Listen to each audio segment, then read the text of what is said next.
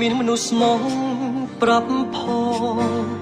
ទីណាឲ្យបេះដូងបាត់ឈឺទីណាស្ងាត់សំឡេងលែងលឺទីណាមានពន្លឺស្នេហ៍ពិត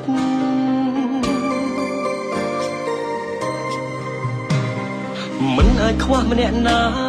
បានទេហេតុបីសាងស្នេហាតាមចិត្តចែកមិនច្បាស់ស្រឡាញ់អាណិតធ្វើអ្វីមិនដែលគិតលទ្ធផលលេងសើចច្រើនពេកហើយកុំអោយគាត់ចំណាំបេះដូងអាចទ្រាំតែមិនធន់រហូតទេជ្រុលស្រឡាញ់គេបែកពីបងទៅស្នេហ៍មួយម៉ាត់ទេបងនឹងចាចេញព្រាមអូនត្រូវការគេអូនណាបងក៏ដឹងហើយដឹងទៀតថាប្រលឹងនៅស្រឡាញ់បងបេះដូងតូចមួយចែកឲ្យច្បាស់នួនល្អបើយកគេគួរដោះលែងបងរឿងយើងឈប់រំលឹក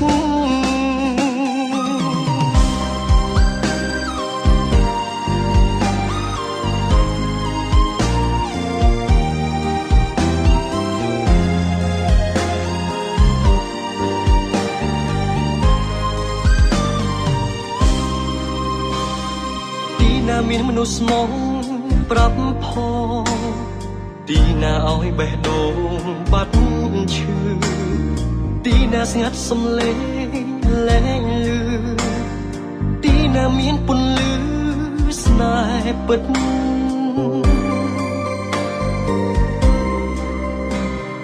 មិនអាចខ្វះម្នាក់ណាបានទេហេតុបីសាងស្នេហាតាមចិត្តចែកមិនច្បាស់ស្រឡាញ់អាណិតធ្វើអ្វីមិនដែលគិតលទ្ធផលលេងសើចច្រើនពេកហើយកុំអោយគាត់ចំណាំបេះដូងអាចទ្រាំតែមិនធន់រហូតទេជ្រុលស្រឡាញ់គេបែកពីបងទៅស្នេហ៍មួយម៉ាត់ទេបងនឹងចាចេញព្រាមអូនត្រូវការគេអូនណាបងក៏ដឹងហើយដឹងទៀតថាប្រលឹងនៅស្រឡាញ់បងបេះដូងតូចមួយចែកឲ្យច្បាស់នួនល្អបើយកគេគួរដោះលែងបងរឿងយើងឈប់រំ